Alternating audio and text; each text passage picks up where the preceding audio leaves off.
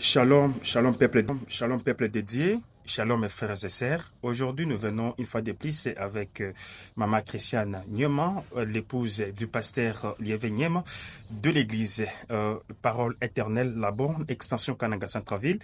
Aujourd'hui, elle va vous parler de certaines stratégies, quelques révélations, surtout pour les mariages. Maman Christiane Nyema, vous avez la parole. Bonjour, chers abonnés, bonjour, chers internautes. Que Dieu vous bénisse encore ce matin. Nous lui rendons grâce pour la vie. En tout cas, la vie mérite toujours de rendre grâce à Dieu. Si tu t'es réveillé ce matin, tu t'es lavé, tu t'es habillé, tu as pris peut-être ton foufou, tu as pris ton riz ou quoi, sache que c'est la grâce de Dieu. Parce qu'il y a les gens qui sont allés au lit comme toi et ce matin incapables de se réveiller. Il y en a même qui se sont réveillés le matin et s'assoient et veulent se tenir debout. Ça ne marche pas. Tout devient compliqué. En tout cas, si on est en vie, si on peut faire les mouvements, n'oublions pas la grâce de Dieu. Il faut toujours dire merci. Même si on ne s'assoit pas pour dire beaucoup de choses, mais merci, un simple merci, ça compte beaucoup. Il faut le faire. Ok. Nous pouvons maintenant aller au but.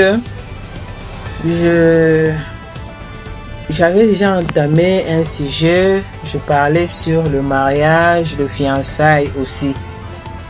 Je veux que nous puissions continuer parce que la fois passée, je vous avais dit, c'est un sujet très vaste. C'est très vaste en tout cas.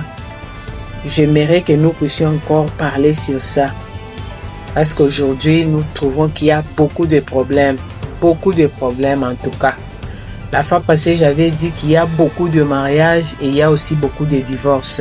Pourquoi? Parce qu'aujourd'hui, nos jeunes ne comprennent pas vraiment le sens du mariage. Donc, nous devons aussi les aider avec la parole de Dieu. Bon, je vais parler aujourd'hui, je vais plus m'attarder sur nos jeunes filles. Mais moi, je fais l'équilibre. Je parle aux jeunes garçons et je parle aussi aux jeunes filles. Aujourd'hui, je vais lire un peu Proverbe 31. Proverbe 31, à partir du verset 10, on nous parle de la femme vertueuse. La femme vertueuse. Si je peux lire d'abord 10, c'est une question qu'on nous pose. Qui peut trouver une femme vertueuse? Cette femme-là qui est dans Proverbe 31, 10, qui peut la trouver? Mais il y a un verset qui m'intéresse aujourd'hui, c'est 30, le verset 30. Donc 31, Proverbe 31, verset 30. La grâce est trompeuse et la beauté est vaine. La femme qui craint l'Éternel est celle qui sera louée. Shalom bien-aimé. La beauté est vaine et la grâce est trompeuse.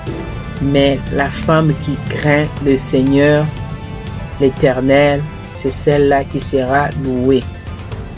Aujourd'hui, j'ai comme impression qu'on commence à plus compter sur la beauté. Autrefois, j'avais ressorti aussi quelque chose que le Seigneur avait mis en moi. J'avais dit que la beauté, elle doit être plus intérieure. Parce que la beauté extérieure, ça dépend de qui que ce soit. Parce que ça ne se discute même pas. Il y a les hommes qui aiment des femmes claires. Il y a les hommes qui n'aiment pas des femmes claires. Il y a les hommes qui aiment des femmes noires. Il y a d'autres qui n'aiment pas. Il y a ceux qui aiment qu'elles soient courtes. L'autre dit qu'elles soient élancées. L'autre dit qu'elles soient claires, qu'elles soient même jusque même les albinos. Il y a les hommes qui aiment même les albinos. C'est pour dire que cela ne compte pas trop. C'est facultatif. Mais ce qui compte plus, c'est la crainte de l'Éternel. Ce qui compte plus, c'est la beauté intérieure. Jeune fille, laisse-moi te dire que tu dois avoir la beauté intérieure. Ce qui est le contraire aujourd'hui, nous nous attardons plus sur la beauté extérieure.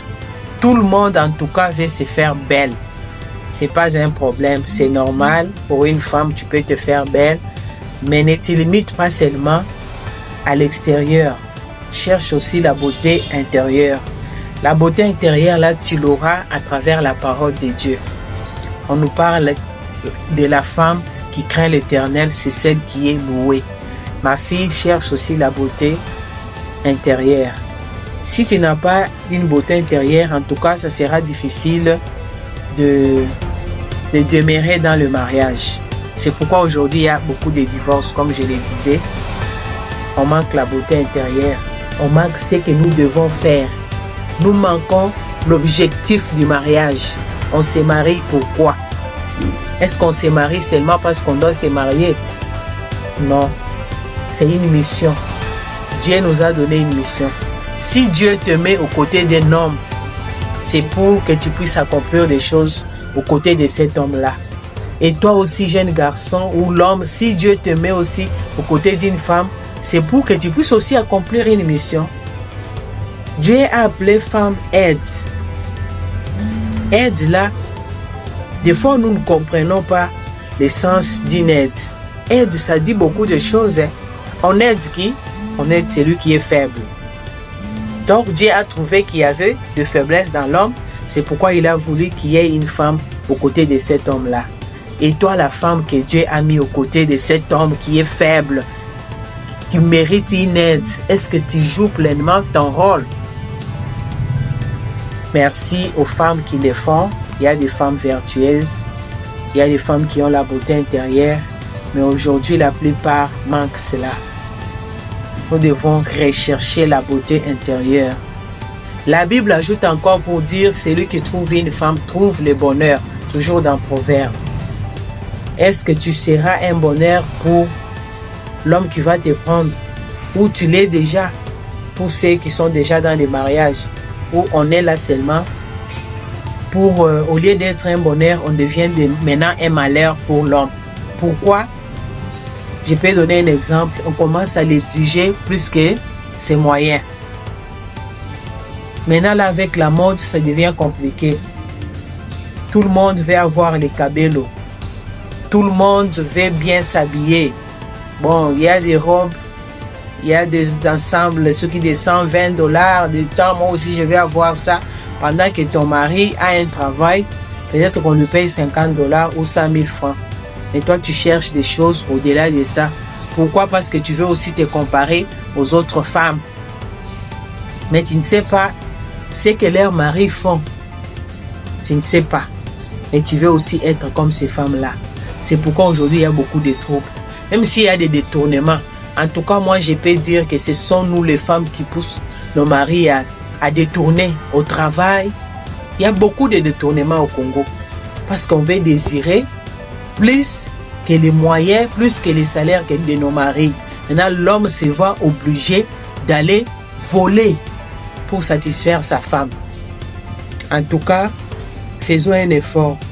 Accepte ta vie, la vie que tu as aujourd'hui. Accepte les conditions que tu as aujourd'hui. Ne cherche pas à vivre au-delà de tes moyens. Les filles, aujourd'hui, vous avez beaucoup de problèmes. Vous voulez des iPhones. Toi, une fille qui ne fait rien, tu es une étudiante. Tu achètes un téléphone de $500. Où est-ce que tu as trouvé $500 pour acheter l'iPhone? Donc, tu deviens toi-même une marchandise. Tu te vends pour avoir l'iPhone. En tout cas, c'est malheureux. C'est malheureux. C'est malheureux, les jeunes filles. Pour l'iPhone, tu acceptes de te donner comme ça. Tu vends ta virginité parce que tu veux avoir l'iPhone. Et l'homme là qui viendra te prendre, il ne peut pas aussi se réjouir d'avoir une femme vierge. Non, il trouve que non. En tout cas, il n'y a rien. C'est malheureux. C'est malheureux, les jeunes filles. Je sais que nous allons beaucoup parler sur ces choses. Des choses que vous n'aimez pas entendre. Mais nous sommes obligés de parler sur ça. Vous commencez à beaucoup exiger des choses. Vous exigez beaucoup. Et même quand la femme, le mari, l'homme là va te prendre et te mettre dans sa maison, tu l'exiges. Mais en retour, qu'est-ce que tu fais? Donc, l'homme, quand il se marie, au lieu de se réjouir, c'est la souffrance. C'est la souffrance. En tout cas, faisons un effort pour changer. Nous allons continuer. Nous allons continuer. Que Dieu vous bénisse. Je ne vais pas prendre autant de minutes. Ça suffit comme ça. Prochainement, par la grâce de Dieu. Soyez bénis. Shalom, shalom chez vous.